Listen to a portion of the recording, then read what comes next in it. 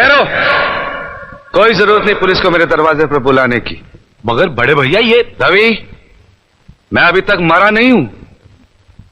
घर की छोटी मोटी उलझने मैं खुद सुलझा सकता हूं। साहब जी ने डांटिए, अभी का अभी डांटिए। अरे छोटी मालकिन के गहने चोरी हो गए और ये लोग हम पर शक कर रहे हैं। ये लोग सोच रहे हैं कि वो गहना हम कहीं बेचा है।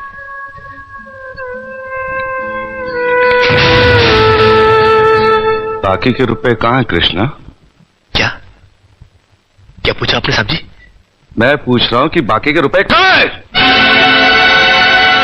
ये आप पूछ रहे हैं साहब जी अपने कृष्णा से? देखो कृष्णा, गलती हर इंसान से होती है। तुम मुझे सही सही बता दो कि गहने तुमने कहां बेचे, मैं तुम्हें कुछ नहीं कहूंगा। अब कहने के लिए बाकी ही क्या है साहब जी? एक छोटा सा सवाल पूछ के आपने बहुत कुछ कह दिया है साहब जी। कृष्णा, बात को आगे मत बढ़ाओ। बात आगे बढ़ चुकी है साहब जी, बात आगे बढ़ चुकी है। अब तो आप पुलिस को ही बुलाइए।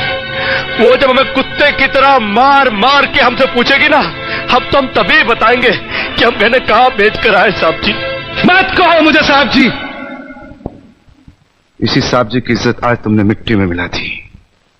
क्या कुछ नहीं किया था मैंने तुम्हारे लिए, उसका मुझे तुमने ये बतला दिया।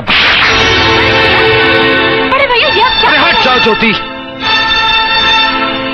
जिस दिन मेरी फैक्ट्री जलकर राख हो गई थी और मैं बर्बाद हो गया था, मुझे उतना दुख नहीं हुआ था कृष्णा जितना आज हुआ जब तुमने इस घर में चोरी की है। साहब जी, बचपन में जब हमारे माँ बाप मर गए थे ना और हम अनाथ हो गए थे ना, तब भी हमें इतना दुख नहीं हुआ था जितना दुख हमें आज हुआ है जब आपने हमें चोर कहा साहब जी। आपने हमें चोर कैसे कहा साहब जी? और ज्यादा सफाई देने की जरूरत नहीं है। दूर हो जा, मेरी नजरों से दूर हो जा। निकल जा इस घर से। अरे इस घर से ही क्या, इस गांव को ही छोड़कर चले जाएंगे। अरे मुझ जनात का क्या है, काट लेंगे अपनी जिंदगी कहीं भी। इतने साल इस घर में बेफिक्री से ये समझकर काट लिए कि साहब जी का हाथ है हमारे सर पर।